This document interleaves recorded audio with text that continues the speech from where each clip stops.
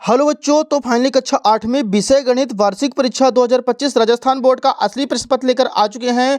बच्चों, इसके पहले आपका सामाजिक विज्ञान का पेपर हुआ था, जैसा हमने अपलोड किया था सेम टू सेम उसी प्रकार का आपके एग्जाम में आया है। तो आपको बिल्कुल भी टेंशन नहीं लेने दी। आपने इस क्वेश्चन पेपर को शुरू से लेकर लास्ट तक देख लिया, 100% गारंटी है कि आपके फुल में फुल मार्क्स आने वाले हैं। आपका एक भी नंबर कहीं पास का कटने वाला नहीं है।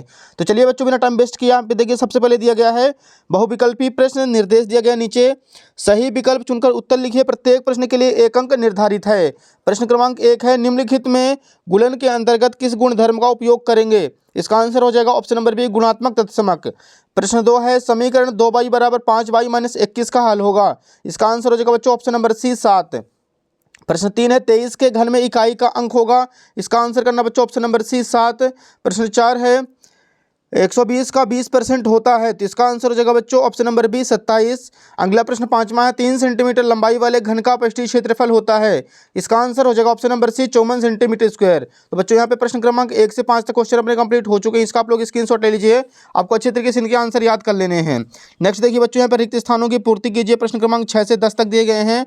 सबसे पहले निर्देश दिया गया है, नीचे दिए गए रिक्त स्थान की पूर्ति कीजिए। प्रत्येक प्रश्न के लिए 1 अंक निर्धारित है। प्रश्न 6 है, परिमेय संख्याओं के गुणनफल के लिए शून्य एक तत्समक है। तो यहाँ पे 6वें का आंसर हो जाएगा गुणनफल। प्रश्न 7 है, एक समचतुर्भुज के विकर्ण परस्पर लंबवत होते हैं। प्रश्न क्रमांक 8, किसी निश्चित घटना की प्रायिकता सदैव 1 होती है। प्रश्न 9 है, जीएसटी यह कर माल की आपूर्ति या सेवा या बिक्री पर लगाया जाता है। प्रश्न क्रमांक 10 है, किसी ठोस का पृष्ठीय क्षेत्रफल उसके फलकों के पृष्ठों का योग होता है। तो यहाँ पे बच्चों 6 से 10 तक भी क्वेश्चन कंप्लीट हो चुके हैं। इसका भी आप लोग फटाफट स्क्रीनशॉट ले लीजिए, अच्छी तरीके से आपको इनके आंसर याद कर लेने हैं। नेक्स्ट देखिए, यहाँ पे अतिलघु उत्तरीय प्रश्न स्टार्ट हो रहे हैं 11 से 16 तक। सबसे पहले निर्देश दिया गया है, नीचे दिए गए प्रश्न को हल कीजिए। प्रत्येक प्रश्न के लिए 2 अंक निर्धारित है। प्रश्न 11 है, -4/9 प्लस -4/9 को हल कीजिए। इसका आंसर आ जाएगा बच्चों, दोनों के बटे में 9 है तो 9 आ जाएगा एलसीएम। -4 दोनों को प्लस करेंगे, -8/9 आ जाएगा इसका राइट आंसर। अगला क्वेश्चन देखिए बच्चों, अगले पेज पर दिया गया है। यहाँ पे हमारे सामने क्वेश्चन नंबर 12 है, व्यंजक 1 + z + z² + z³ रैखिक व्यंजक है या नहीं, और यदि नहीं तो क्यों? तो इसका आंसर हो जाएगा बच्चों नहीं है, क्योंकि इसकी अधिकतम घात 3 है। प्रश्न 13 है, 625 का वर्गमूल ज्ञात कीजिए। तो इसका आंसर हो जाएगा बच्चों √625, और 625 जो है वो 25 का वर्ग है, तो इसका राइट आंसर आ जाएगा 25। प्रश्न 14 है, 64 का घनमूल ज्ञात कीजिए। तो इसका आंसर हो जाएगा बच्चों 8। प्रश्न 15 है, 3:4 को प्रतिशत में बदलिए। तो यहाँ पे इसको सॉल्व करेंगे तो 3/4 × 100, 100 300/4, 300 को 4 से भाग करेंगे 75% आ जाएगा आंसर। प्रश्न 16 है, 3 पदों वाले व्यंजक को क्या कहते हैं? तो इसका आंसर हो जाएगा बच्चों द्वितीय व्यंजक। तो यहाँ पे 11 से 16 तक भी क्वेश्चन कंप्लीट हो चुके हैं। इसका आप लोग फटाफट स्क्रीनशॉट ले लीजिए। नेक्स्ट देखिए बच्चों, यहाँ पे लघुत्तरीय प्रश्न यहाँ पे शुरू होंगे 17 से 22 तक। सबसे पहले निर्देश दिया गया है, नीचे दिए गए प्रश्न को हल कीजिए। प्रत्येक प्रश्न के लिए 3 अंक निर्धारित है। सो यहाँ पे हमारे सामने प्रश्न क्रमांक 17 है, -3/4 × -4/15 × 4 × 0/7 का मान ज्ञात कीजिए। इसका आंसर बच्चों आप लोग यहाँ पे देख सकते हैं। सबसे पहले लिखेंगे -3/4 × -4/15 × 4 × 0/7। किसी भी संख्या का बच्चों 0 में गुणा कराते हैं वो पूरी की पूरी संख्या 0 हो जाती है, तो इसका राइट आंसर आ जाएगा 0। अगला प्रश्न 18 है, समीकरण को सरल रूप में बदलते हुए हल कीजिए। क्वेश्चन है 0.25 × 4f-3 बराबर 0.05 × 10f-9। इसका आंसर बच्चों आप लोग यहाँ पे देख सकते हैं। इसका गुणा कराएंगे तो यहाँ पे आ जाएगा 25 चौको 100, 1.00 f -0.75 = 0.50 f -0.45। एफ वाले एक साइड कर देंगे तो यहाँ पे आ जाएगा 1.00 में 0.50 माइनस करेंगे तो 0.50 आ जाएगा। 0.75 में 0.45 माइनस करेंगे तो 0.30 आ जाएगा। यहाँ पे दोनों को भाग करा देना बच्चों तो दशमलव से दशमलव हो जाएगा कैंसिल, 0 से 0 कैंसिल।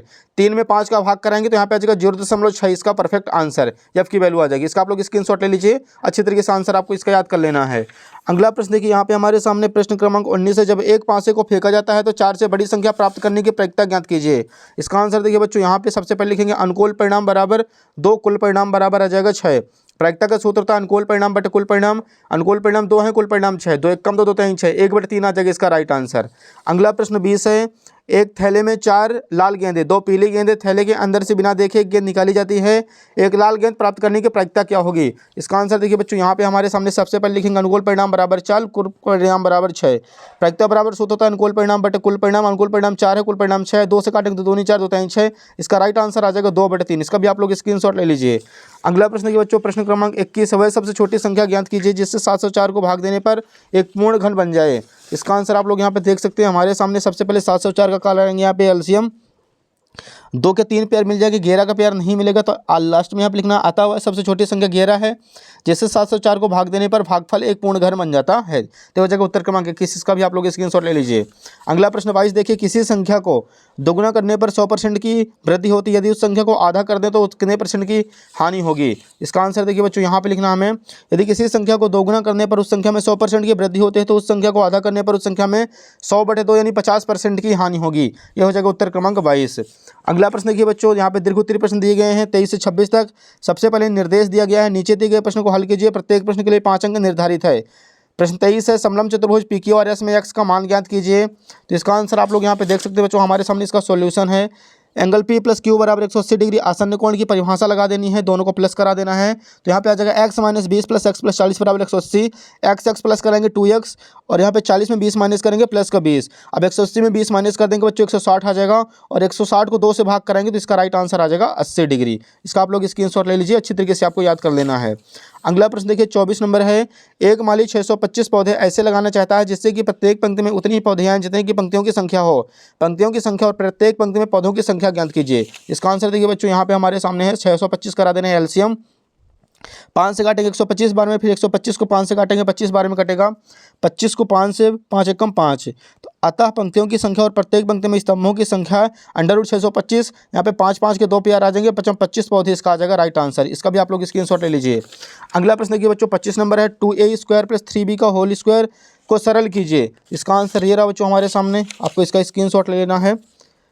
इसको 2 बार लिख देने, दोनों का आपस में गुणा करेंगे तो यहाँ पे आ जाएगा 4a⁴ + 12a² + 9ab²।